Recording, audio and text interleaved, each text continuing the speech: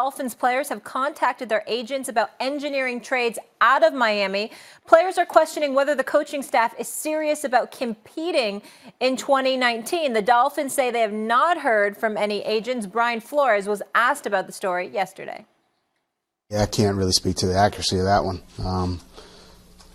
We haven't received any information like that. So,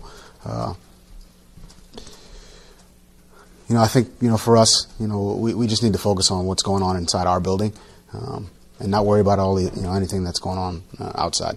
I think we got to get better from a fundamental standpoint, from a communication standpoint, from really overall, and that's the goal right now. And anything else that's going on outside, we need to just focus on what's going on in our building. Paging Mr. Smith. Stephen A., do you feel bad for Dolphins players? No, I don't.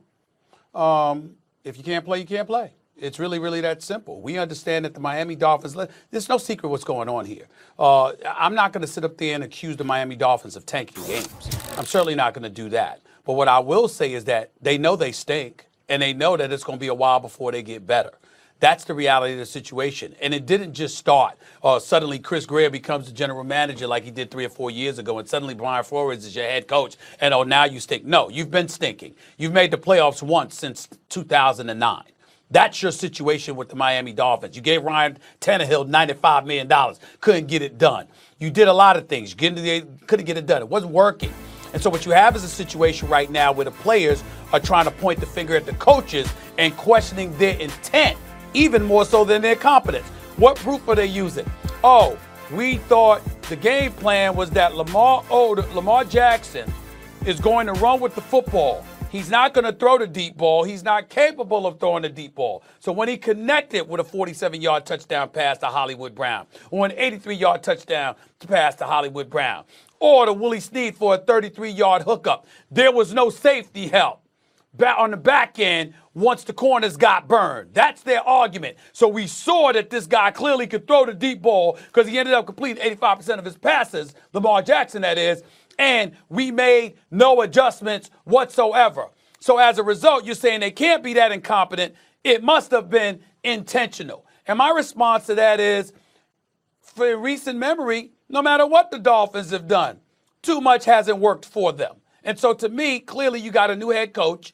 There's probably this mandate that, we're going to rebuild. We're not going to spend as much money as we did in the past. We're going to unload some things. We're going to retool. We're going to try to position ourselves to get high picks in the future. I get all of that. But that doesn't mean that the coaches that are on the field are intentionally giving you wrong things schematically to throw football games. And to give that kind of impression, I think any player that contacted their agent and is given that kind of impression is wrong. You knew what you were walking into when you signed a contract to take the job with the Miami Dolphins. Deal with it. I do feel bad for the players. Stephen A., in an ideal world, you're right that the players would and should react differently, right? If you're just not that talented, and there's talent on every NFL roster, but by those standards, the Miami Dolphins are just not talented. Like, look in the mirror. Why is that a reason to quit? You guys should try to come together, all those things. But the reality is, you understand, if right before the season starts, one of your very talented players, your left tackle, Tunsil, who is considered an elite guy at his position and is young and improving, if he's dealt away and Stills is dealt away, the message that is being sent to that locker room by management is, we think the rest of you stink. I mean, we're not going to give you any help, and we're not going to put you in a position to win. And that message has been received by the locker room. Yes, the players should handle this better. Nevertheless, even if you're rebuilding, there is a way to do that properly, where you don't lose a locker room and lose all hope. And this is an example of a bad, ugly situation where because of the way, it's not just coaching, it's not coaching. By the way, I almost kind of include the coaches in with the players. The way the organization is thinking about the present and future, they have not done it artfully or deftly in a way that has a team still trying. We've seen this in recent years with teams that we know have no hope. The Jets a couple of years ago, boy, they're playing hard, even though they're not talented and can't win yet. There's a way to do it. This is not that way. And the locker room has reacted. Of course I feel bad for them. It's not that they're behaving optimally. It's that they're in a bad situation. And when it falls apart like this, you have one of two arguments to make. Either this locker room is filled with guys who just don't get it, or the organization doesn't get it.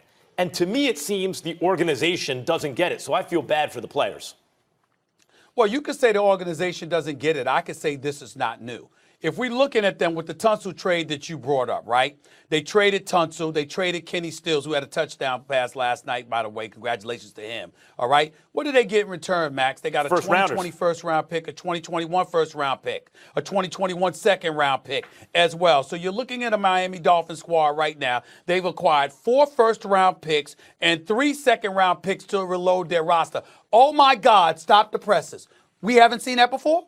Of course we've seen that before. Plenty of NFL teams have seen that before. I don't recall hearing anybody talking about, excuse me, I want to contact my agent. I want to get the hell up out of here because I think coaches are throwing games. No. You're retooling. You're clearly not focused on this season. We get all of that. You're not going anywhere. You know it. You're in the same division as the New England Patriots. So one would argue you've known for the last 20 years you ain't going no damn place. But in the end, when you look at the picks that they have accumulated, this is not new. It's happened on a lot of NFL franchises, and I find it a tad bit odd that Brian Flores just comes in as a head coach for the first time after just winning a Super Bowl as a defense coordinator with the New England Patriots, and before he's got a chance to pass gas, we're accusing his staff of either being incompetent or throwing games on purpose when it's clear from an organizational standpoint that they are about accumulating picks to build for the future. You trying to tell me the players and their agents didn't know that prior to the season? Come on, man. I don't believe that. Stephen A., how much of this is, before I even ask that question, there's a difference between a franchise and a team. Yep. The team is the particular iteration of a franchise, right, that year. You're absolutely right. I'd have made those deals too. Get those first-round picks in. There is still a way to do that where you collect the right number of veterans, leaders, et cetera, where the whole current iteration of the team doesn't fall apart. You can lose every game, but still not quit because you're simply not good enough. Right. This is a team that has totally fallen apart. That's on the shoulders of that's on the backs of management, really. It's really. We got to leave it there. We got to leave it there. I think it might be more than just football. A lot of players disgruntled about the Stephen Ross pep rally, all that Colin Kaepernick, Jay-Z. We don't have time to get into that, though. Thank you, Molly. Yes. The Saints pull out a miracle at home while the Raiders prove they don't need AB to get wins. But which team was more impressive on Monday night? Second hour first take coming up. Marcus Spears will be here. A Cowboy, Stephen A., just for you.